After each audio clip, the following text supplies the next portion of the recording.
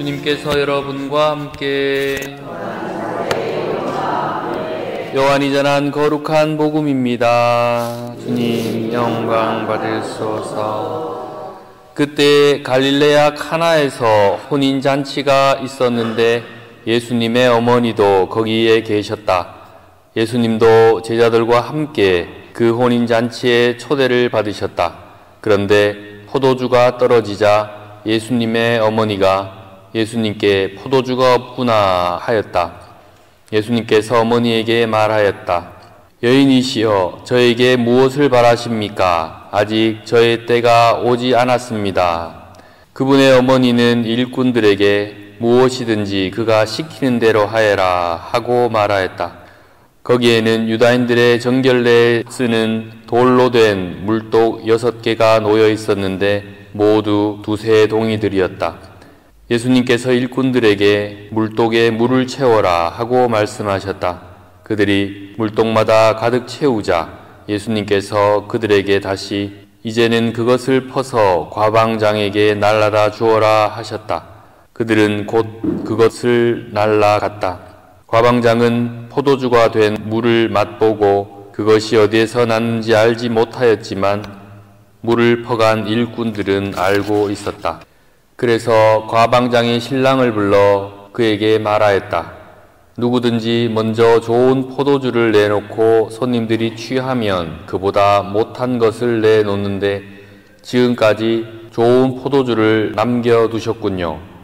이렇게 예수님께서는 처음으로 갈릴레아 카나에서 표징을 일으키시어 당신의 영광을 드러내셨다. 그리하여 제자들은 예수님을 믿게 되었다. 주님의 말씀입니다. 참 예수님. 오늘 물을 포도주로 바꾸신 기적 이야기가 우리에게 들려집니다. 이 포도주 또 그리고 혼인잔치, 이것은 예수님께서 또 성경에서 하나님 나라를 설명하실 때 빼놓지 않고 등장하는 비유 중에 하나입니다. 혼인잔치는 하나님 나라를 뜻하는 것이고 포도주는 그 하나님 나라에서 가지게 될 기쁨을 알려주는 것입니다. 여러 가지 오늘 묵상할 게 많지만 첫 번째로 묵상할 것은 성모님에 대한 묵상입니다. 다른 종교 또 그리고 종교가 없는 분들이 우리 가톨릭 천주교에 대해서 오해하는 것 중에 하나가 뭐냐 아시죠? 우리를 마리아교라고 부르는 경우가 많습니다. 그도 그럴 것이 영화나 TV나 이런 곳에 보면 항상 성당 나오면 예수님을 비추는 게 아니라 성모님을 비추기 때문에 그래서 사람들이 오해하는 경우도 많죠. 그리고 오해가 덧붙어서 이런 질문을 받기도 합니다. 너희들은 왜 마리아에게 기도하느냐? 이런 오해를 받기도 합니다. 오늘 성경 말씀이 성모님을 통해서 기도하게 되는 우리 신앙인들의 자세에 대한 그 근거를 마련해 주는 겁니다.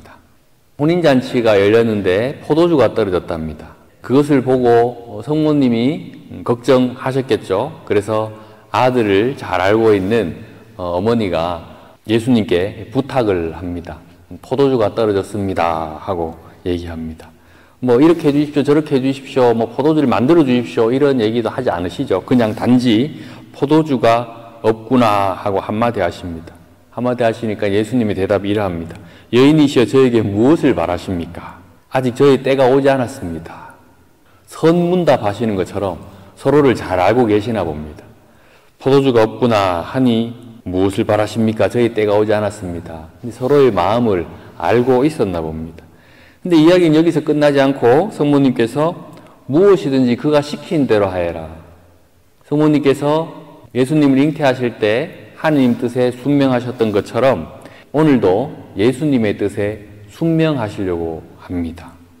여기 포도주가 떨어져서 혼인잔치의 흥이 지금 떨어지고 있다라는 것을 예수님께 알려드립니다. 그리고 포도주가 더 많았으면 좋겠습니다. 있었으면 좋겠습니다. 라고 당신 뜻을 전달하고 싶지만 그까지도 아니십니다. 그냥 이 상황 자체를 알려주십니다. 그러고 난 뒤에 그가 시키는 대로 하여라 하고 마지막 결정을 예수님께 맡겨드립니다. 성모님은 또다시 숙명의 모습을 보여주신 거죠.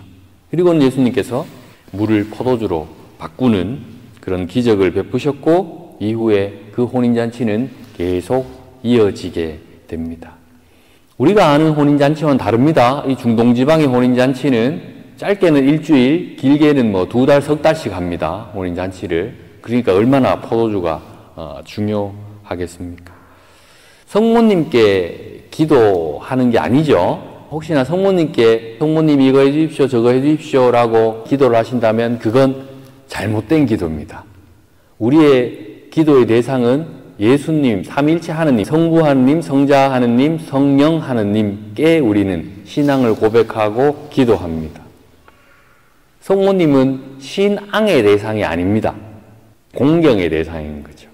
근데 우리가 까딱 잘못하면 우리를 오해하고 있는 다른 종교 사람들이나 뭐 신인을 믿지 않는 분들이 얘기하는 것처럼 우리가 성모님을, 마리아를 믿는 것처럼 비추어질 수가 있는 겁니다.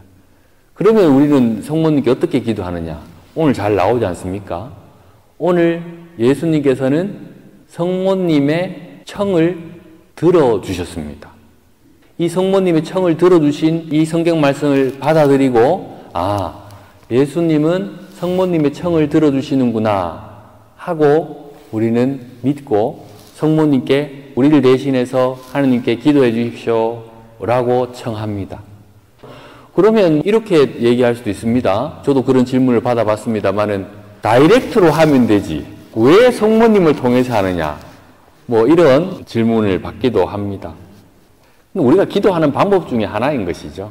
아무래도 더 가까운 분을 통해서 기도를 하면 더 잘 이루어질 수 있다는 그런 우리의 믿음이 있기 때문에 그렇게 하는 것이죠. 그건 우리의 선택인 겁니다. 항상 무조건 성모님을 통해서 기도해야지 이루어진다. 이것도 잘못된 겁니다. 우리의 신앙의 형태인 것입니다. 다이렉트로 하느님께 기도해도 되고 성모님을 통해서 기도해도 되고 여러 가지 방식인 겁니다. 여기까지 말씀 잠깐 드리고 두 번째 우리가 묵상해야 될 부분은 이겁니다. 바로 오늘 예수님이 행하신 첫 번째 기적에 대한 이야기인데 기적에 대한 묵상을 한번 해보고자 합니다. 수많은 기적을 행하십니다. 성경에 보면. 근데 이 예수님께서 기적을 행하시고 난 뒤에 항상 말씀하시는 패턴이 있습니다. 나병 환자 고치시를 기억나시죠? 예수님이 나병 환자 고쳐주시고 난 뒤에 뭐라 그러셨습니까? 기억나세요? 아무에게도 얘기하지 마라. 사제에 가서 보여라. 예물 바쳐라. 이렇게만 말씀하셨어요. 아무에게도 얘기하지 마라. 왜 아무에게도 얘기하지 말라고 했어요?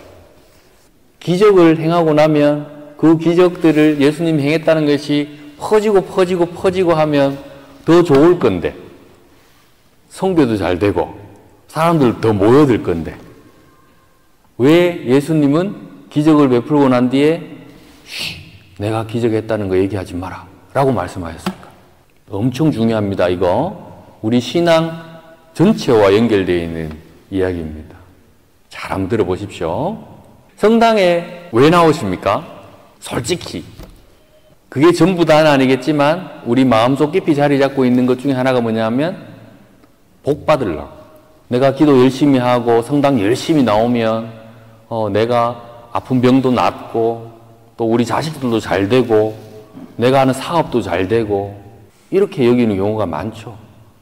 사람이라면 그런 바람들 있을 겁니다. 그게 나쁘다는 건 아닙니다. 하지만 그 복 받으려고 하는 그걸 우리는 다른 말로 기복신앙이라고 부르는데 복 받으려고 하는 것이 내 신앙의 목적이 되어서는 안 된다는 겁니다. 그러다가 혹시나 내가 생각하는 복을 계속 빌었는데 내한테 안 주어지잖아요. 그러면 하느님 당장 버릴 수 있는 거예요. 왜냐하면 목적 자체가 복 받기 위해서예요. 때로는 뭐 종교별로 다르지만 우리 종교에 돈 많이 내면 니는 더 많은 복을 받는다. 뭐 이런 종교들도 있잖아요. 그러면 안 됩니다. 같은 종교인으로서 좀 부끄럽습니다. 그런 것은. 우리의 목적, 우리가 신앙생활하는 목적은 안타깝게도 복 받기 위함이 아닙니다. 그건 하느님께 맡기는 겁니다. 목적이 복을 받는 것, 은총을 받는 것, 그것으로 점철되어서는 절대 안 됩니다. 우리가 신앙생활을 하는 이유는, 구원은 너무 당연한 것이죠.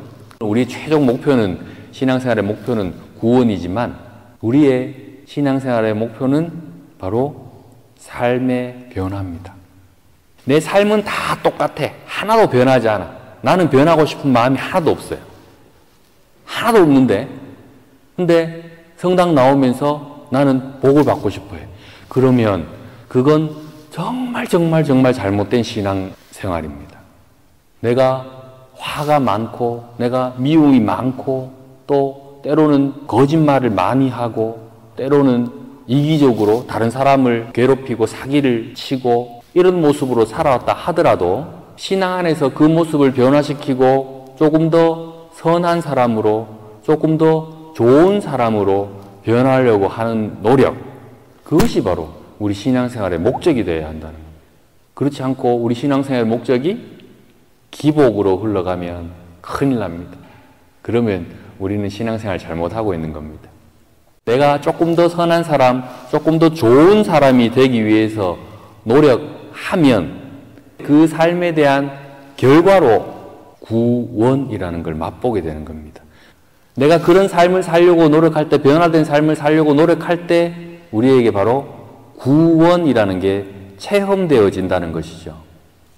다시 말해서 내가 그런 삶을 살려고 노력할 때 이 땅에서 천국을 체험할 수 있다는 겁니다. 이게 우리 신앙의 이유입니다. 예수님이 기적을 행하시고 난 뒤에도 함구령을 내리지 않고 했다면 사람들은 끊임없이 저 사람은 이런 기적도 하고 저런 기적도 하고 했을 거다. 예수님이 함구령을 내렸음에도 사람들이 막 모여듭니다. 그 사람들은 삶의 변화를 위해서 예수님께 모여들었을까요? 그 사람들은 기적 때문에 예수님께 모여든 사람들입니다. 그리고 그 사람들은 나중에 결국 예수님이 붙잡히시고 난 뒤에 가장 소리 높여서 십자가에 못 박으시오, 십자가에 못 박으시오 한 사람들로 변하게 됩니다. 기적을 바라는, 은총만을 바라는 그런 신앙생활의 끝은 그러합니다. 내가 원하는 것이 하나님을 통해서 이루어지지 않으면 우리는 완전 180도 변하게 되는 거죠. 그래서 그것이 신앙의 목적이 되어서는 안 된다는 겁니다. 기적과 은총은 우리가 원하고 안 원하고가 아니라 그것은 하나님의 뜻에 맡겨 드리셔야죠. 성모님께서 순명하셨던 것처럼. 우리는 단지 하루하루의 삶 안에서 부족하지만 또 반복되지만 내 삶을 변화시키려고 노력하는 것뿐입니다. 그러다 보면 우리가 그렇게 원하는 마음의 평화와 천국을 이 땅에서 체험하게 되는 것이고, 그것이 계속 체험되어지다 보면 결국 영원이란 시간 속에서 구원, 천국을 체험하게 되는 겁니다.